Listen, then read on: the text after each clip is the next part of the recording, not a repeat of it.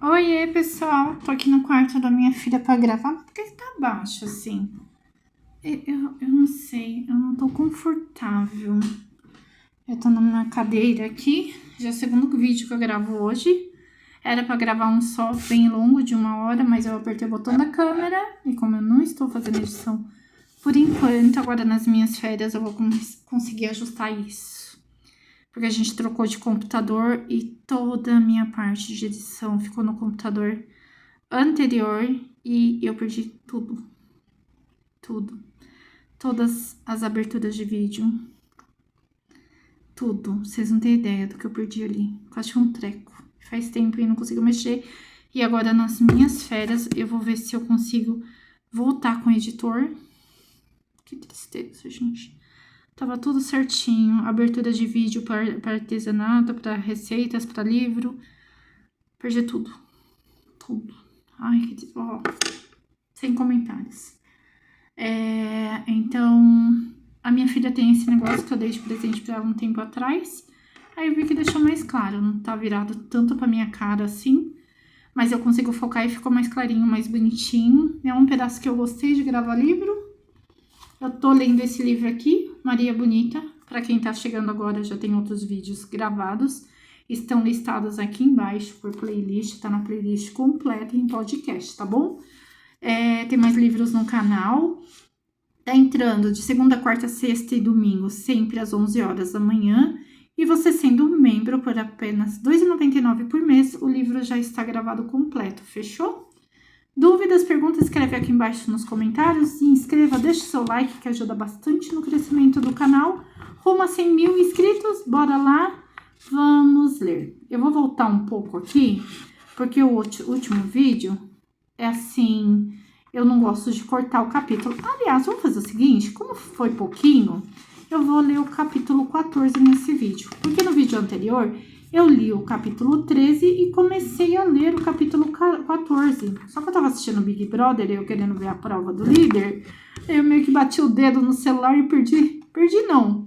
Cortou o vídeo ali, eu não queria que tivesse cortado. Saco. Então vamos lá. Capítulo 14. Ouviu o pai da defunta... Por que aquela luz está acesa? Ouviu o pai da defunta dizer nesta exclamação: sou culpado porque dei hospedagem a Lampião. Se fala defunta, será que aqui já fala da morte dela? Em meados de julho de 1936, Benjamin Abraão estava de novo frente a frente com um grupo de foras da lei mais procurados do Brasil. Desta vez, sua estadia seria mais longa. Durante quase todo o segundo semestre, desfrutaria da convivência intensa com os notórios cangaceiros. Nos primeiros momentos do novo encontro, Abraão notou algo diferente no bando. Estavam com aparência saudável, de gente bem alimentada e se vestindo com evidente capricho. Maria de Déa andava com os dedos abertos em leque, impossibilitados de manter outra posição devido à grande quantidade de anéis que lhe enfeitavam as mãos. Lampião, em vez do tradicional chapéu meia-lua, portava um elegante ramenzone de feltro. Até os cachorros de estimação Guarani e Ligeiro de Maria e Jardineira de Corisco apresentavam-se gordinhos e impecáveis, com coleiras ornadas com detalhes em ouro. Ali no meio do sertão de Alagoas, Benjamin filmaria e fotografaria o grupo em sua intimidade. Nas imagens que deixaria para a história, ficaria evidente o entrosamento que conseguira estabelecer com a turma e o clima de alegria que envolvia as gravações. O que faltava de espontaneidade aos registros sobrava em bom humor. Interpretando a si mesmos, os cangaceiros pareciam sentir um misto de orgulho e constrangimento pelo papel que desempenhavam. Mesmo nas cenas mais tensas, não seguravam o riso. Caso de uma simulação de combate em que um cabra caía carregado pelos colegas, até nos momentos mais contritos, como a simulação de uma missa, os bandoleiros agem como canastrões.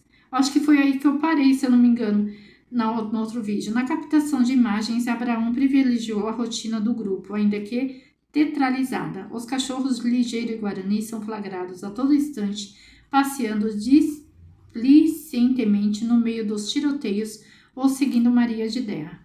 Em uma das poucas cenas que parecem documentais, os cangaceiros montados em seus cavalos tentam capturar um boi. Eu acho que eu já tinha lido essa parte todinha, ó, no outro vídeo. Na sequência, a naturalidade desaparece. Enquanto tiram o couro do bicho, os homens olham para a câmera, fixamente desatentos à tarefa que fingem exercer. Nem mesmo Benjamin, que aparece em diferentes cenas, convence como ator. Quando recebe água das mãos de Juriti, bebe o líquido de Maria de maneira afetada, sem encostar os lábios na boca do cantil. Entre todos os cangaceiros, homens e mulheres, seria Maria de Déa a mais cobiçada pela câmara, executando-se Lampião. Razão maior da presença do cinegrafista amador ali. Benjamin Abraão fez questão de registrar Maria sendo servida pelo cangaceiro Sabonete, escalado como seu ajudante. Em dado momento, a câmera foca Maria sozinha, trajando seu vestidinho de seda com estampas delicadas, fazendo sinal com uma das mãos para que Sabonete se aproxime e lhe estenda um dos braços com vários colares pendurados. Na cena, uma Maria de ar autoritário põe as joias no pescoço, uma a uma, e por fim o chapéu, também entregue pelo acólito, compondo um quadro que, para cabra macho do sertão, certamente soaria embaraçoso. Ornamentada e protegida do sol, ela mira a câmera e com um novo movimento de mão indica a Sabonete que se afaste. Em outra cena, Maria sai de uma vereda com ar faceiro, seguida por Ligeiro. Anda na direção da câmera para em frente a ela, tira o chapéu e sorri para a lente. Quando dá as costas para retornar à trilha, sempre acompanhada pelo simpático cachorro, pode-se ver uma enorme fivela a lhe prender o cabelo comprido na altura do pescoço. Durante a intensa convivência com os cangaceiros, Abraão ficaria surpreso com o relacionamento amoroso entre Lampião e Maria de Déa. Ao contrário da maioria dos casais do bando, o rei e a rainha do cangaço se tratavam carinhosamente. Pareciam de fato gostar um do outro. Da parte de Lampião, as imagens do sírio-libanês demonstram a respeitabilidade que ele impunha à sua condição de primeira-dama. Maria aparece ao lado de Virgulino nas situações mais importantes, em plano privilegiado, com postura impávida que não se percebia em outras mulheres, como sua grande amiga Neném, cujas fotos revelam um constante ar desolado. Abraão capta o casal em um momento de privacidade, com Maria se esforçando para alcançar o topo da cabeça do companheiro e pentear seu cabelo de aparência encebada, talvez por excesso de brilhantina.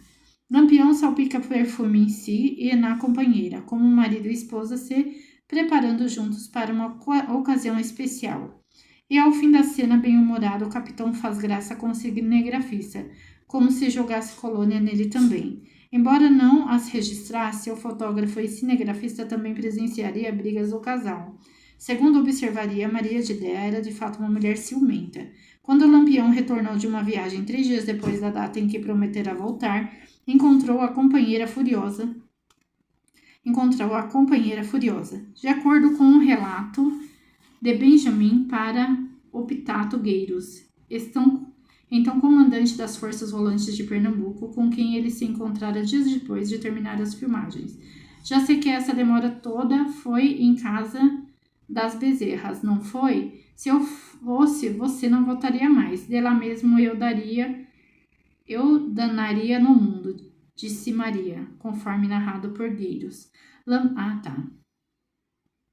Vamos lá, já sei que essa demora toda foi na casa das Bezerras, foi a Maria falando para ele, né? Não foi? Se eu fosse você, não voltaria mais. De lá mesmo eu danaria no mundo, disse Maria, conforme narrado por Gueiros. Lampião teria respondido com calma, dizendo estar faminto e pedindo que baixasse o tom de voz, para que as forças não a ouvissem gritar. Tomara que chegue logo. Quando estou danada assim, só tenho vontade de ver o diabo levar tudo logo para o inferno, respondera Maria, que dissera ainda diante de um Virgulino impassível, não ter medo de nada, nem da tropa, nem dele. Por fim, fez troça de seu estado físico. Ele chegara da viagem com a calça rasgada, exibindo as pernas finas que Maria tanto caçoava. Se é Bayer, é bom, meu Deus. Nossa, agora toda vez que eu ouvi isso, na tarja da extremidade inferior. Ainda se fala isso, não fala? Na tarja da extremidade inferior do cartaz, às vezes a empresa nem tem mais, gente, eu sou das antigas. Na tarja da extremidade inferior do cartaz de 100 por 80 centímetros, o slogan da empresa farmacêutica, que atravessaria décadas, apareceria destacado em letras brancas sobre fundo preto. O merchan do analgésico cafeaspirina, incluído no filme de Benjamin Abraão, era tão sutil quanto a atuação dos cangaceiros. De natural não tinha nada. Coube a Lampião o protagonismo de publicidade distribuindo drágeas entre Maria de Déa, posicionada com destaque ao lado do anúncio, e outros 8 cangaceiros paramentados como tais. Como não havia comprimidos suficientes para todos, no fim do quadro, Virgulino entrega os últimos da fila cápsulas imaginárias. Depois volta até a frente do cartaz e passa os dedos pelo letreiro, com o olho na câmera de Abraão, como se reforçasse o motivo pelo qual ministrara o medicamento à sua amada mulher e seus cabras. Nossa, se vocês pararem para pensar, olha quem está fazendo a propaganda. Gente, contra dores e resfriados, cafeaspirina, remédio de confiança, informaram o anúncio preso a uma árvore no meio da caatinga. Benjamin Abraão tinha bons motivos para elevar as mãos ao céu e agradecer a intercessão do Padim Cício, afinal conseguira realizar tudo o que planejara. Parece que a minha filha falou hoje que o Papa caiu. Papa caiu, você falou para mim? Ela tá com fone de ouvido. Alguma coisa assim. Ela falou pra mim que o Papa levantou. Eu preciso ler isso. Ai, coitado, que situação. Na idade dele ainda, gente, não pode. Tem que tomar cuidado. Não apenas filmar o grupo em sua rotina mais comezinha, ainda que artificial, como ainda convencer o capitão Maria de Déa e os outros cabras a fazer propaganda do patrocinador. Tanta dedicação às filmagens leva a crer que, ao borderô da viagem, houvesse uma rubrica relativa ao pagamento de cachê para os atores. Outra explicação para o empenho seria a vaidade, como arriscaria o jornal Correio de Aracaju em sua edição de 21 de outubro de 1936. Naquele mês, Abraão fez uma pequena pausa nas filmagens e se deslocou até a capital sergipana para se abastecer de novos negativos. Enquanto aguardava a chegada do material vindo do Rio de Janeiro, aproveitava para fazer publicidade sobre seu trabalho e seus financiadores. O Sr. Benjamin Abraão, que é um rapagão de esplêndida compleição física, faz parte da aba filme e ha tido encontros vários com grupos de facínoras, se que tenha sido incomodado, pois essas feras humanas são vaidosas e gostam de posar diante de uma objetiva, noticiava o Correio, informando para quem quisesse ler onde seria o próximo encontro do fotógrafo com os cangaceiros. Tão logo recebesse os negativos, ele viajaria para as fronteiras da Bahia, via Capela, Dores, Nossa Senhora da Glória, Monte Alegre, Cipó de Leite e Serra Negra. Na entrevista para o jornal, Benjamin lamentaria não ter tido a oportunidade de filmar uma invasão autêntica de cangaceiros a uma cidade, como a que acabara de ocorrer em Piranhas, nas margens do Velho Chico. O ataque fora fruto de um boato que desde o começo do ano ganhava força em todo o sertão. O sargento João Bezerra, comandante do destacamento de Piranhas, além de fornecer armas e munições para Lampião, virava madrugadas ao seu lado jogando carteado. Dizia-se, inclusive, que o sargento não era honesto nas partidas, por diversas vezes trapaceava o capitão que ficava uma fera e se queixava aos amigos dos maus hábitos do parceiro no jogo. Tipo papudo de lábios curvados para baixo e olhos muito juntos, Bezerra se orgulhava de ser exímio matador de onça e de ter aprendido a atirar com o cangaceiro Antônio Silvino, de quem era primo em 2º grau. Aos 14 anos enamorara uma menina de cor, como o próprio descreveu, e o pai, ao vê-lo acariciar a garota, aplicou-lhe uma surra. Revoltado, o jovem Bezerra fugiu de casa. 10 anos depois de provocar tamanho desgosto, orgulharia o pai ao se alistar como voluntário da Força Pública de Alagoas. Embora fosse muito bem casado com a Alva Cira de Brito, sobrinha de João Correia de Brito, o prefeito de Piranhas, o sargento também ciscava fora do terreiro. Segundo se comentava a boca pequena na zona de baixo meretrício piranhense, Bezerra era freguês assíduo de uma prostituta ironicamente apelidada de Santinha, jovem negra que também prestava serviços a Corisco. Para se contrapor à fofoca sobre a amizade com Lampião, João Bezerra resolveu capturar algum cangaceiro. Daquele jeito, talvez conseguisse provar que estava do lado da lei. Então pressionou um vaqueiro, o coiteiro Leles. Conseguiu a informação de que o subgrupo de gato estava pousado ali perto e se dirigiu até o local com um grupo de macacos. Gato estava no endereço indicado, uma fazenda nas imediações, na companhia de 2 colegas e da mulher Inacinha, grávida de quase 8 meses. Fora ela quem solicitara ao companheiro que a coitasse em local seguro para que pudesse ter o bebê com alguma tranquilidade. Os soldados chegaram ao coito atirando e atiraram a gestante na nádega direita. Os cabras correram. Homem violento, tido como um dos mais cruéis do grupo, embora risse muito, talvez para exibir os dentes de ouro. Gato era, paradoxalmente, bastante apaixonado pela companheira. Entrou em desespero ao perceber que não conseguiria evitar sua prisão.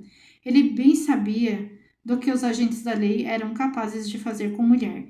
Montado em um jegue, todo coberto de sangue, chegou ao acampamento onde estavam os subgrupos de Corisco, Virgínio e Português para pedir ajuda. Tomaram Inacinha, gritava Gato, ensandecido. Os colegas concordaram em ajudá-lo. Embora achasse Inacinha muito enjoadinha, Dadá resolveu acompanhar o grupo. Maria de Pancada foi obrigada pelo companheiro a fazer o mesmo. Cristina, mulher de Português, escapou de ir porque estava grávida. No cantinho, até Piranhas, um transtornado gato saiu matando quem encontrasse pela frente.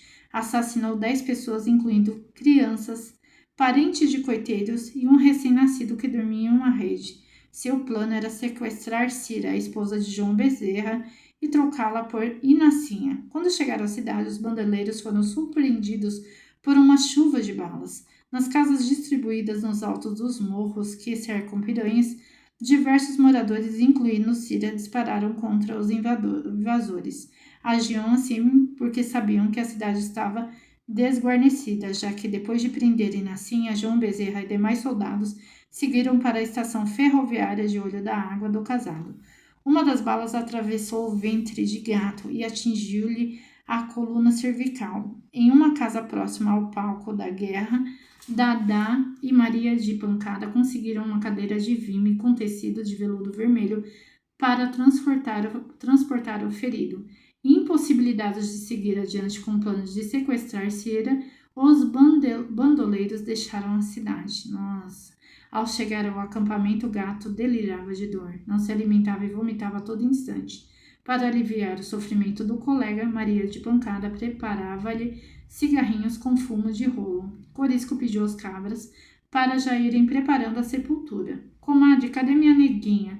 Talvez tenha morrido, dizia Gato para Dadá. Como ela relataria décadas depois. Se acalme, você tem que arranjar um perdão de Deus. Respondia sem esconder do colega a gravidade do seu quadro. No terceiro dia, o moribundo fumou o último cigarro preparado por Maria de Pancada, que jurava ter visto quando o homem fez uma careta e parou de respirar. Acabou-se, Gato, diria Dadá. O corpo do cangaceiro foi enrolado em uma coberta e enterrado na cova, sobre a qual os colegas plantaram uma macambira. No dia seguinte, o grupo deixou o coito. Inacinha, que não correspondia ao amor do cangaceiro, teria o bebê na prisão. Libertada pouco tempo depois, ela se casaria com um ex-soldado conhecido como Pé na Tábua. Olha, se resolveu. De todas as cangaceiras filmadas por Benjamin Abraão, nenhuma superava em simpatia a jovem Durvinha, que deixara a fazenda Arrastapé para acompanhar Virgínio, o vistoso bandoleiro por quem se apaixonara. Durvinha parecia genuinamente alegre enquanto se aproximava da câmara, pistola em punho, embora tivesse pavor a armas. Em outra cena, dançando com Moreno, com Virgínio, a espiar o baile de perto, agia como se estivesse em um forró de verdade. Em outubro, pouco depois de gravar essas cenas, Durvinha trocaria o largo sorriso por um choro desesperado. No dia 25, Virgínio morreu em um tiroteio com as forças volantes em Pernambuco. Estava acompanhado pelo sentinela Moreno, o par de Durvinha na dança registrada por Abraão. Moreno voltaria ao coito, contando ter visto primeiro cair o chapéu, depois o corpo do colega. A cabeça de Virgínio seria arrancada e os dentes de ouro extraídos. Embora gostasse de Virgínio, em quem apreciava a higiene e a beleza, Durvinha seria obrigada a aceitar a proposta de Moreno para ser sua mulher. Nossa. Cabreiro nunca foi com a cara de Benjamin Abraão, de quem desconfiava a ponto de ter a bala sempre na agulha para matá-lo ao primeiro vacilo. Moreno também era pouco afeito aos cuidados pessoais. Não apreciava, por exemplo, andar perfumado. Me encostei nele porque me vi sozinha, não tinha para onde ir, diria a cangaceira. Na sequência, a morte de Gato e Virgínio, Lampião enfrentaria outra grande perda. Mariano, seu cabra desde 1924, morreria enfrentando a volante do implacável caçador de cangaceiros Zé Rufino. Assim como ocorreria com Gato, Mariano estava arranchado com um pequeno grupo de bandoleiros para que sua mulher Rosinha tivesse bebê. No ataque ocorrido na localidade de Cangaleixo, no município sergipano de Garuru, a volante de Zé Rufino conquistaria 3 troféus. Além da cabeça de Mariano, a mais importante também as de Pai Veio e Pavão. As cabeças foram expostas na escadaria de Porto da Folha, cidade próxima. Uma grande festa foi celebrada em frente à igreja para comemorar a captura. Imagina o inferno que era para chegarem a comemorar uma coisa dessa. No caminho para Jeremoabo, os macabros troféus fizeram uma parada na cidade alagoana de Pão de Açúcar. Antes de fotografá-los, o retratista os organizou ao lado de algum dos pertences dos mortos, como bornais, chapéus e cantis. Os objetos mais valiosos haviam sido divididos entre seus algozes. Uma das maiores alegrias de soldado, depois de matar bandoleiro, era vasculhar os bolsos do defunto em busca de riquezas. Era dessa maneira que muitos policiais completavam a renda do mês. Depois de ter o bebê e ver Lampião enviá-lo para um padre, depois logo de ter o bebê e ver Lampião enviá-lo para um padre em Pão de Açúcar, Rosinha pediu ao chefe uma licença para visitar a família, os vaqueiros Lê Soares e Pureza, que já haviam perdido a filha Adelaide, raptada por criança e morta no parto. Queria espairecer antes de ser escolhida por outro cabra. O capitão concordou, mas impôs com condições que voltasse dentro de 3 dias. Passada uma semana, como ela não regressou, sua intenção era aproveitar a ocasião para abandonar o cangaço. Luiz Pedro pediu a Elétrico que fosse buscá-la. O companheiro de neném já tinha acertado todos os detalhes com Virgulino. De volta ao coito, Rosinha foi orientada a seguir com 3 cangaceiros mata dentro. Com poucos metros de caminhada, levou um tiro nas costas. Nossa, foi morta a queima-roupa por pó corante, um dos colegas de quem mais gostava do bando. Era o preço a ser pago por ter tentado burlar as regras do rei do cangaço. Mulher não tinha querer, quanto mais mulher de cabo era morto. Nesse ponto, pelo menos Corisco costumava ser mais maleável do que Lampião. Não queria saber de matar gente do grupo. Seu marido morreu, com ele não tinha esse negócio de obrigar a se amigar com outro apulso, contaria Dadá. Com a execução de Cirilo de Ingrácia e Joana Gomes, a cangaceira moça acabou se juntando a Jacaré, passando-se poucos meses da união até que Jacaré também tombasse morto. Os cabras começaram a achar que moça dava azar. Meu Deus! E em vez de assassiná-la, como certamente ocorreria se tivesse sob as ordens diretas do capitão, Corisco decidiu pela sua expulsão do bando. Talvez o lazarento fosse Benjamin Abraão, mas ninguém considerou essa possibilidade. Dar azar parecia ser uma prerrogativa das mulheres. O fato é que, desde que chegaram ao grupo, pelo menos 6 cangaceiros tinham sido aniquilados, dentre eles cabras do quilate de um gato, um Mariano, um Virgínio, e Nacinha fora presa. Rosinha morta. Em novembro, mais uma mulher daria o último suspiro no cangaço, e se tratava de Peixe Grande, a melhor amiga de Maria de Déa. Sila, a nova companheira de Zé Sereno, afeiçoou-se a Neném desde o primeiro instante que a viu. Ao seu primeiro gesto de carinho com a jovem, afagando seu cabelo e se impressionando com a sua pouca idade, se seguiram muitos outros. Neném presentearia a menina recém-apitada com um culote e lhe daria conselhos quando a visse chorando pelos cantos. Recomendava que se secasse as lágrimas e se conformasse, visto ser aquela situação incontornável. Também passaria à jovem informações básicas sobre a rotina no coito, por exemplo, como tomar banho tranquila, na certeza de que não seria espiada pelos cabras, pelo menos quando ela estivesse com o neném. Se soubesse que um rapaz admiraria sua mulher nua, dizia a experiente cangaceira, o companheiro Luiz Pedro meteria uma bala no meio dos olhos do safado. Poucos dias depois da chegada de Sila ao cangaço, o grupo se acoitou na fazenda Mocambo, na região de Itabiana, em Sergipe. Perto do anoitecer, quando os bandoleiros descansavam bebendo cachaça no gargalho, cerca de 12 soldados comandados pelo sargento Luz invadiram a casa atirando em todas as direções. Por orientação de Neném, Sila se escondeu no quarto dos fundos, escapando ilesa. Sua protetora não teria a mesma felicidade, seria atingida por uma bala, morrendo instantaneamente. Uma história macabra correria o sertão após a morte da mulher de Luiz Pedro. Vendo-se sozinhos com Neném morta, os soldados teriam se revezado na profanação do seu corpo. Meu Deus! Depois de saciados por galhofa, liberaram o cadáver para o deleite de seus cachorros no cio. Meu Deus do horror. 15, capítulo 15. Se não fosse essa cabocla, não tinha graça o sertão, não brigava os cangaceiros, não havia lampião. A transformação de Maria Gomes de Oliveira a Maria de Déa com estrela nacional começou no dia 29 de dezembro de 1936. Naquela terça-feira, os leitores de O Povo de Fortaleza viram pela primeira vez a imagem da mulher que largara o marido para viver com fora da lei mais procurado do Brasil. Lampião, sua mulher e seus sequazes, filmados em pleno sertão, informava a manchete do jornal, acompanhada de duas fotos. No primeiro retrato, a responsável pela façanha, Benjamin Abraão, com a logomarca da aba Filme em destaque no estojo de couro que trazia a tiracolo. Dá a mão para Lampião, como se firmasse um acordo.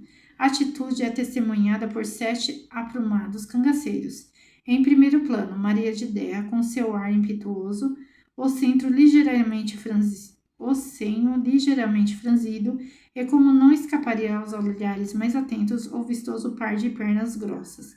No segundo retrato, Maria aparece ao centro, ladeada pelo marido e pelo fotógrafo, com um olhar fixo na objetiva, e a mesma vestimenta da primeira imagem. Chapéu de feltro escuro, vestido de claro de mangas compridas com delicada estamparia e sandálias de couro enfeitadas com ilhoses, cobrindo pés e pernas, uma meia de tecido grosso. Nas fotografias, a jovem ostenta ainda uma profusão de colares e anéis. Embora trouxesse novidades em termos visuais, a reportagem de O Povo oferecia um texto praticamente copiado da edição do domingo, dia 27 do Jornal Diário de Pernambuco. A Gazeta do Recife havia dado um furo na concorrência com o relato do encontro entre o cinegrafista. Oi! É complicado, gente. Meu pai, ele tem 80 anos. Eu tava gravando no quarto da minha filha. Aí ele falou, o que você tá fazendo? Rezando? Eu falei, não. Nossa, não ia rezar tudo aquilo esse tempo todo, né? Você pode parar, por favor, que tá me atrapalhando? Tá. Aí eu peguei minhas coisas e desci aqui no meu quartinho de bagunça, que eu também estou arrumando ele. Ai, não sei nem onde eu parei. Deixa eu ver onde que eu parei aqui pra continuar lendo. Falta pouco, gente, desse livro aqui, ó. Aqui é o epílogo, ó. Falta isso aqui, ó. Falta pouco. Deixa eu me ajeitar aqui e ver onde eu parei, que eu nem sei. Eu vou voltar aqui um pouco antes, que eu não sei onde eu parei. Embora eu tô indo da situação. Gente, toda vez que eu vou gravar, toda vez. Olha que eu gravo desde... Tenho um canal no YouTube desde 2012. Toda vez. Meu pai ficava assim, tá falando com quem? Meu pai, tô gravando, mas pra quê? Pra que você tá fazendo isso? Ó, é difícil. Meu pai não é das internet, meu pai não é das tecnologia. Ele é um amor de pessoa, super legal e engraçado. Mas toda vez que eu gravo, pode ser a hora que for. Se eu tô gravando muito cedo, nossa, mas por que você tá gravando essa hora? Mas por que você tá fazendo isso? Por isso que eu fiquei muito tempo sem gravar. Porque o meu horário é assim, lá na aula que eu trabalho. Era das 2h40 até as 11 horas da noite. Então, muitas vezes, eu gravava à noite, quando era leitura de livros, que tá todo mundo dormindo. Aí ficava mais sossegadinho pra mim. Durante o dia, é uma barulheira da rua, porque eu moro, assim, numa rua principal, junto com a avenida. É muito barulho, muito barulho. Aí tem um filho da mãe daqui atrás, que mora aqui atrás, ó. Tem uma portinha aqui. Gente, esse homem parece que adivinha que eu vou gravar. Toda vez que eu ia gravar, ele soltava o martelo nas paredes. Então fica complicado, né?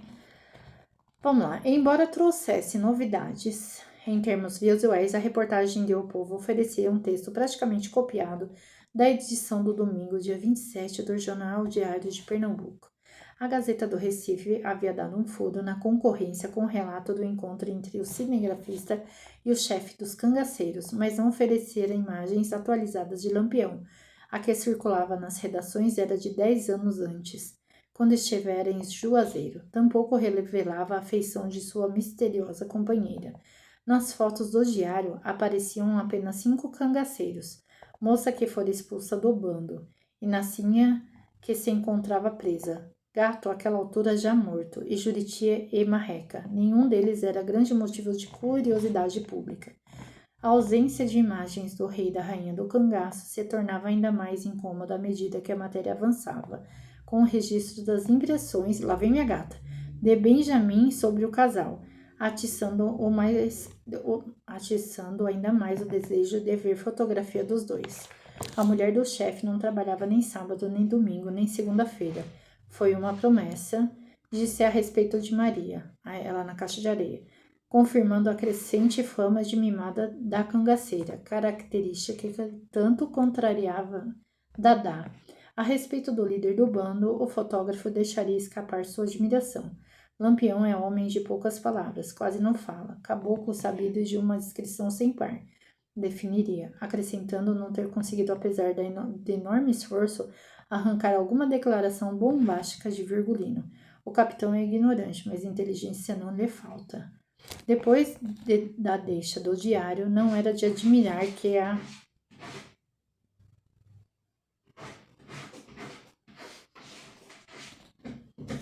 É difícil.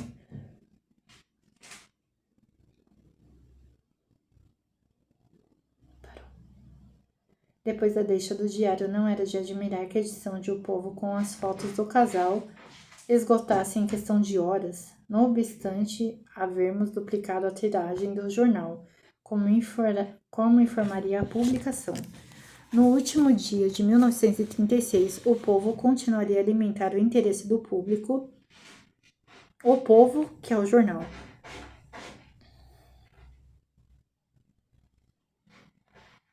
E ela vai cavar, gente. Ela vai cavar. Vai cavar.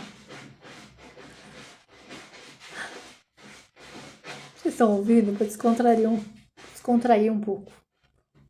Eu estou envolvida aqui em enfeites de Natal que eu tirei da minha árvore e preciso arrumar uma caixa grande para desmontar minha árvore, que eu não desmontei até agora porque eu não tenho onde pôr. Porque o meu pai fica fazendo uns caminhões de papelão.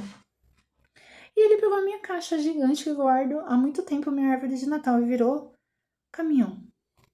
No último dia de 1936, O Povo continuaria a alimentar o interesse do público, O Povo, que é o jornal, com mais uma imagem inédita, um belo portrait de Maria de Déa, elegantemente sentada, com pernas cruzadas e um joelho à mostra, mãos suavemente repousadas sobre os seus cachorros, que eu acho que é essa aqui, ó.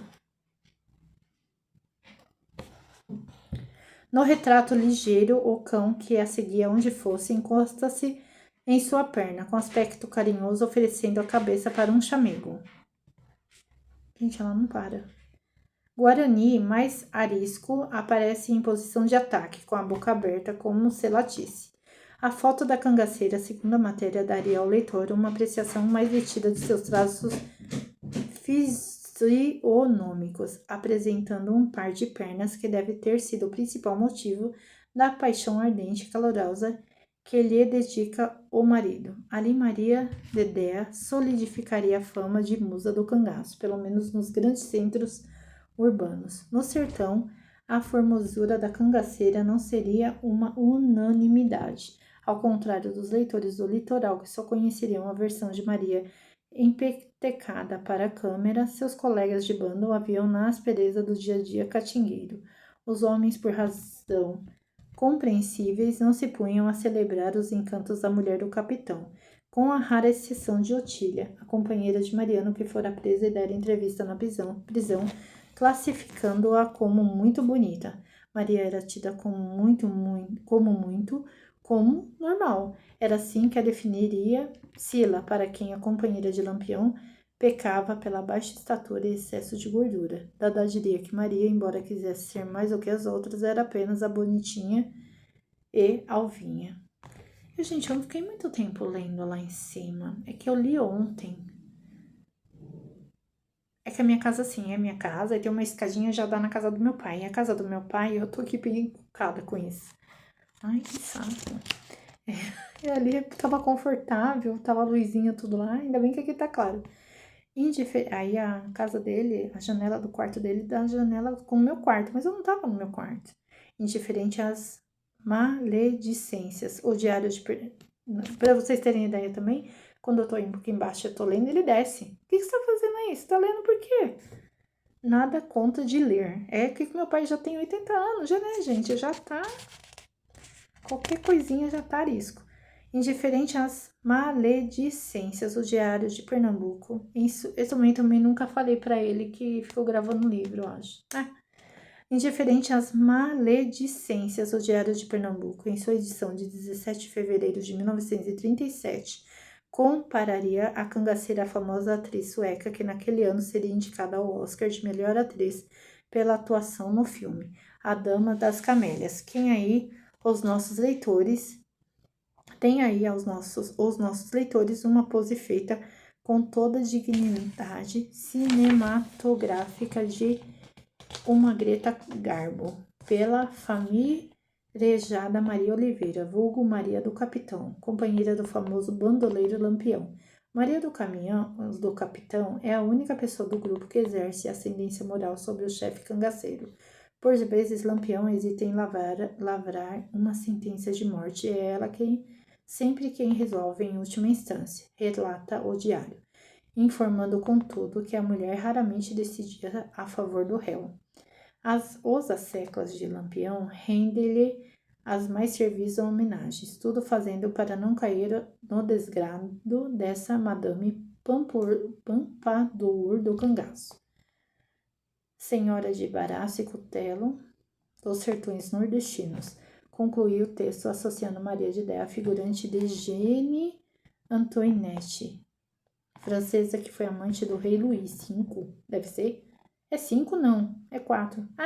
5 seria só o V, né? XV, olha eu linda. Da França em 1745 até pouco depois de 1750. Assim como alçara Maria de Déa à condição de ícone da sensualidade, Benjamin Abraão elevara a si próprio ao posto de herói do jornalismo. No dia 18 de fevereiro, para quem pensasse em desmerecer o mérito do Sírio, o Diário de Pernambuco apresentava a facsímile de um documento escrito e assinado por Virgulino em seu estilo e garranchos inconfundíveis, atestando a proeza de Abraão. Eu, senhor Benjamin Abraão, saudações. Gente, eu vou ler com o normal, não vou do jeito que ele errou aqui não, porque é complicado. Venho lhe afirmar que foi a primeira pessoa...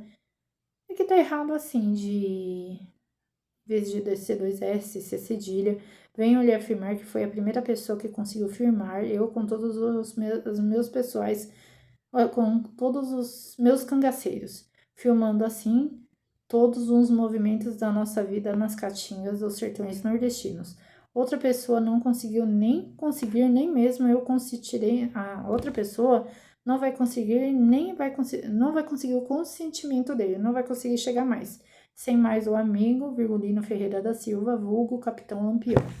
Gente, não dá para ler o que tá aqui não, tá muito errado. Para o governo, aquilo era uma tremenda desmoralização.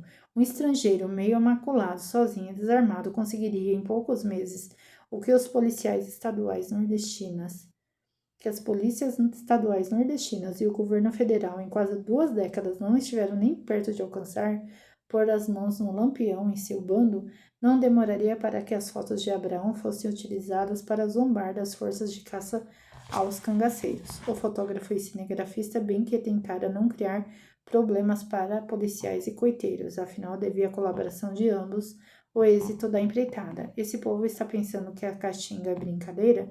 Perseguir Lampião é coisa muito difícil, amenizara em entrevista ao Diário de Pernambuco. Não se pense que o soldado de cap com aquela perneira consegue penetrar as caatingas. Os bandidos usam as pernas enroladas com couro de bode, calças curtas e luvas, comparou. Abraão assegurou ainda que a invencibilidade de Virgulino era fruto de sua capacidade de selecionar bons asseclas. As histórias que nos contam por aí de que Lampião é protegido por A ou B não merecem crédito. Ele conta apenas com seus cangaceiros, disfarçou. Seu esforço seria em vão. Herói do cangaço e galã de cinema, estampou em manchete o vespertino a nota do Rio de Janeiro. Ora, se pôde a aba filme mandar seu cameraman fotografar terríveis criminosos, assim também poderia o governo enviar juntamente com os peritos cinematografistas um contingente policial para fuzilar os astros do crime e agora da tela, sugeria a matéria. No dia 6 de março de 1937, o Cruzeiro publicaria uma sequência de fotografias do filme de Benjamin Abraão. As imagens eram ainda mais reveladoras da tranquilidade de que os bandoleiros gozavam em sua vida nas caatingas.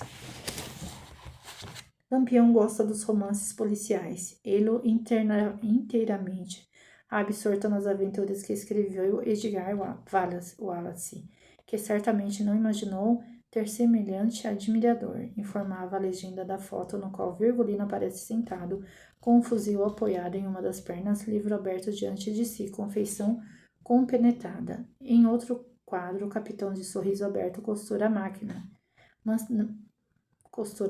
Manifesta-se o espírito doméstico do matador, informava a legenda.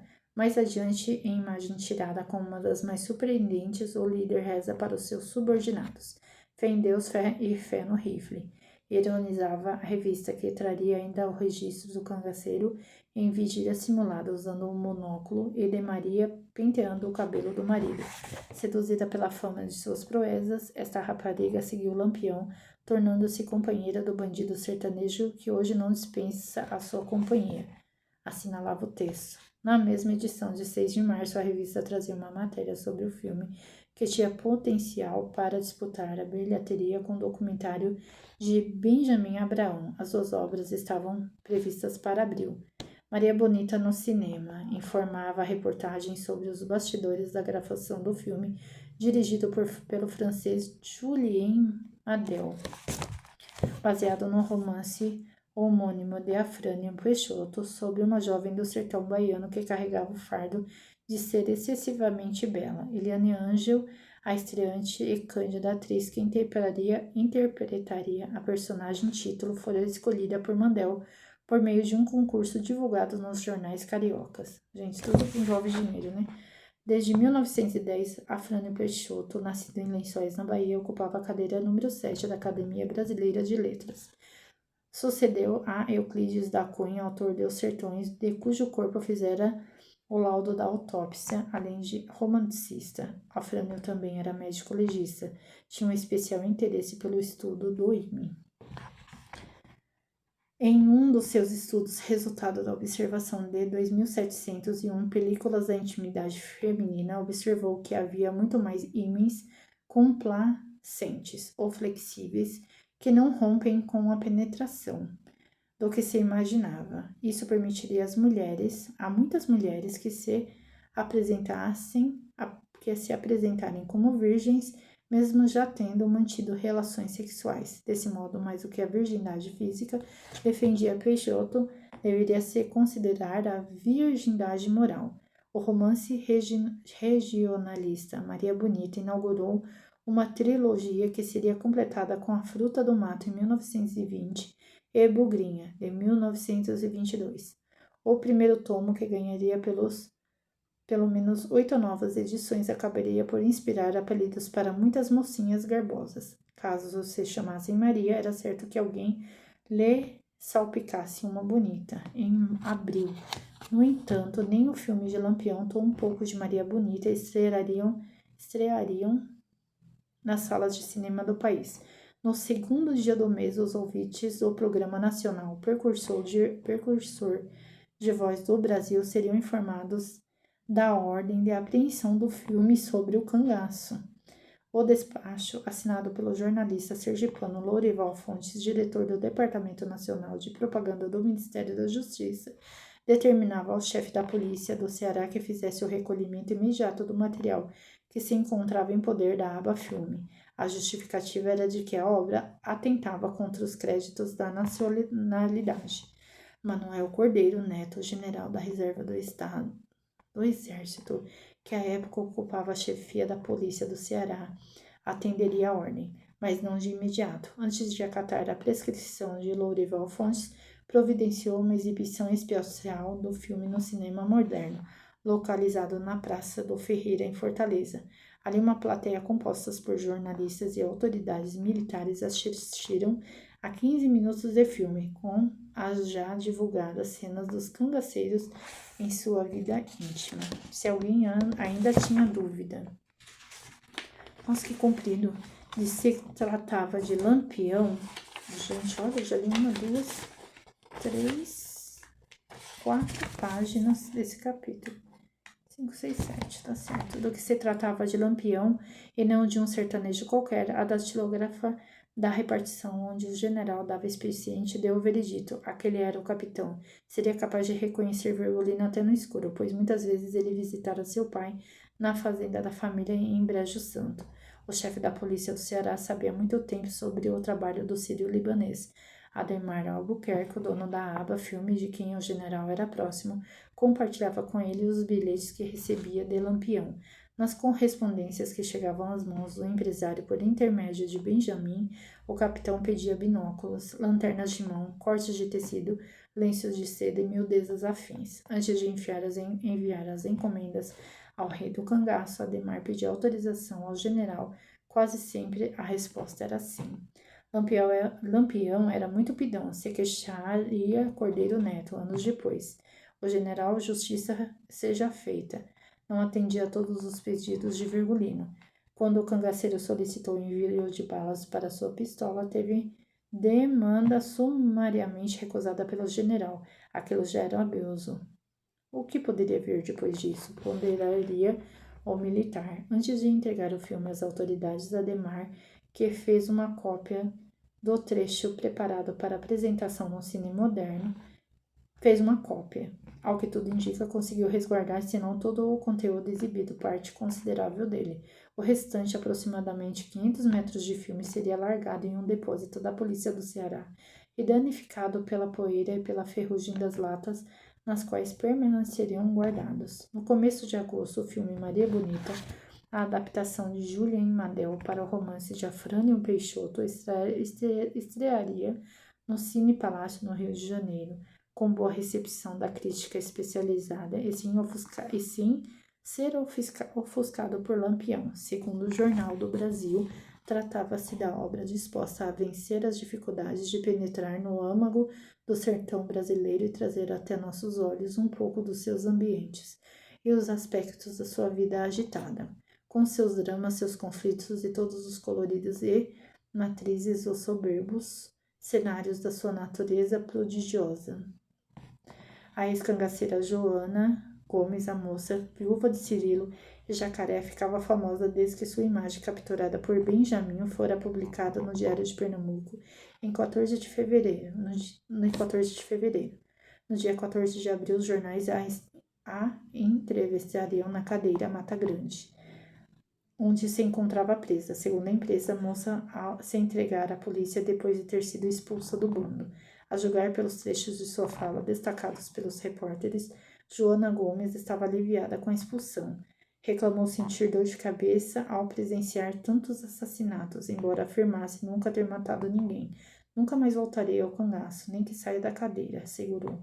Segundo informou, Jacaré cogitara se entregar às forças pouco antes de morrer, abusado como estava da vida que a gente levava pelas matas feito bicho. Tais queixas, entretanto, não a impediram de reconhecer as vantagens da vida fora da lei. No bolso da gente nunca faltou dinheiro. Era desbanjar. Quando escasseava, os homens atacavam as estradas, as fazendas e pronto. Nossa, a informação que mais interessara aos jornalistas, contudo, fora a de que Lampião tinha planos políticos. Ele quer ser o governador de um estado constituído de pedaços de Alagoas, Sergipe, Pernambuco e Bahia, revelou a moça. É possível que Lampião estivesse de fato tão dono de si a ponto de levar tal ideia a sério. Sua popularidade aumentara com a imagem de Benjamin Abraão, que mostraram um bandoleiro humanizado, apaixonado pela esposa, temente a Deus, carinhoso com os animais de estimação, prendado, a ponto de costurar com prazer, e até intelectualizado, encontrando tempo para ler romances policiais entre um combate e outro. Nossa, gente, que capítulo comprido é esse aqui? Ele é bravo, violento, astucioso e possui todas as virtudes de um conquistador. É um perseguido que se defende, um reformador incompreendido que distribui prêmios e castigos e expropria os ricos em proveito dos pobres. Mas judiou dos pobres também, né? Escreveu no Jornal do Brasil em 17 de abril daquele ano de 1937. O articulista, que se assinava apenas como F, numa demonstração de que, para além do medo, Virgulino começara a despertar simpatias. Não obstante as dificuldades impostas à imprensa pela Lei de Segurança Nacional em vigor desde abril de 1935, que previa penalidades para quem divulgasse notícias falsas, os jornais continuariam encontrando brechas para criticar a leniência do governo na caça dos cangaceiros. A imprensa sergipana destacava o fato de que Heronides de Carvalho, interventor do Estado, havia assumido as ações executadas pelo governo da Bahia como suas. Como sabiam todos os espinhos de Mandacaru do sertão, Carvalho dera ordens à sua polícia para não bulir com Virgulino. Um exemplo dessa indevida apropriação de combates bem-sucedidos na Força Baiana, como sendo da Sergipana, ocorrera em junho. Na ocasião, a volante do sargento Odilon Flor da Bahia, entrada em Sergipe e matara os cangaceiros Mané Moreno, Cravo Roxo e Áurea. As cabeças dos três seriam expostas no dia seguinte na escadaria da prefeitura de Gararu, embora criticasse sua aparência, preferindo que ela fosse mais alta e magra, Sila gostava de Maria de Déa. Com a morte de Neném, a quem ambas tinham como melhor amiga, as duas se aproximaram. Nos primeiros contatos, dada a posição da rainha do cangaço, Sila achou adequado tratá-la como Dona Maria, mas foi repreendida. Dona é mulher de coronel, respondeu. Sila e Maria brincavam juntas de casinha. Na modesta bagagem que levara para o cangaço, a mulher de Zé Sereno incluíra suas bonecas Rosinha e Branca. Ao ver os brinquedos, Maria se ofereceu para lhe costurar roupinhas e sugeriu que providenciassem outra boneca para ser a empregada. Meu marido tá dormindo na sala. Falta pouco esse capítulo. A exemplo do que eu... E ele levanta cedo daqui a pouco para trabalhar. Eu tô de férias, né? Então... A exemplo do que ocorrera com Dadá, Lampião manifestou algum espanto ao conhecer a menina. Zé Sereno não queria mulher, mas sim uma filha, brincou o capitão. Numa das primeiras vezes em que Zé Sereno fez sexo com Sila, ela engravidou. Aos primeiros sintomas da gestação, cansaço e enjoos, imaginou estar apenas doente. Foi uma colega Negina, mulher de Cabra, do Cabra, Zé Julião, vulgo Cajazeira, que lhe diagnosticou o estado interessante. Aos 12 anos, Sila não fazia ideia de como sentiam as grávidas. Como era comum entre as bandoleiras, Sila passaria os 9 meses de gravidez de pouso em pouso, correndo nas volantes e enfrentando tiros, fome, exaustão e sede. tida como apetitosa pelo tenente Zé Rufino e seus soldados que insultavam Zé Sereno de longe, afirmando que iam pegá-lo para lhe mostrar o que é homem. A menina enfrentava um temor ainda maior de ser violentada. Que isso? Ai, que susto, não tem nada aqui. Gente, eu tô vendo coisa, acho que foi no cabelo. Perto de parir, Sila foi... Aqui é um quarto de bagunça, entendeu? Então, imagina. Perto de parir, Sila foi levada pelo companheiro para a fazenda Pedra d'Água de Dona Delfina. No dia em que sentiu as primeiras contrações, foi obrigada a fugir do lugar às pressas, pois Sereno fora informado da aproximação do volante de Zé Rufino.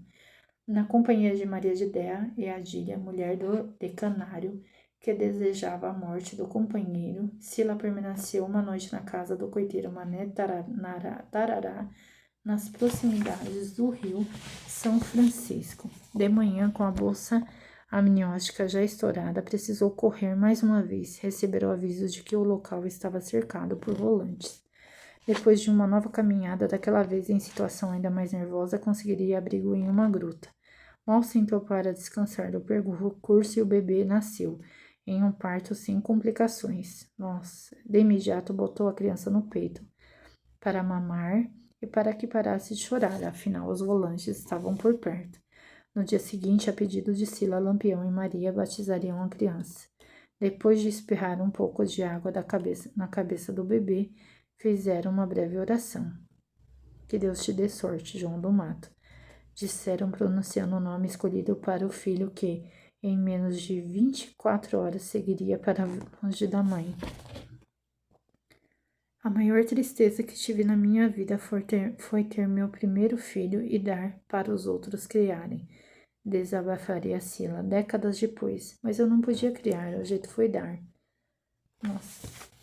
O escolhido para ser o pai adotivo do menino foi o tenente Liberato do Carvalho, chefe de volante, ex-líder do comento da companhia de caça aos cangaceiros e ex-inimigo de Lampião. Naqueles meados de 1937, Carvalho, que chegara a ser baleado em confronto com os bandoleiros, tornara-se aliado de primeira hora do grupo. Infelizmente, tanta disposição para colaborar com o banco não se reverteu em cuidados com o pequeno João. Ai, não queria nem ler essa parte.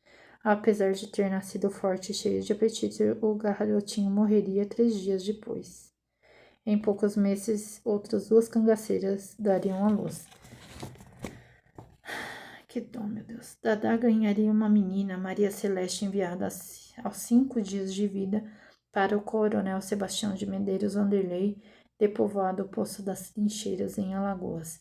Sebastiana, nova mulher de Moita Brava, ela substituiria Lili, morta depois de ser flagrada nos braços de Pocorante. Teria um menino na mesma época.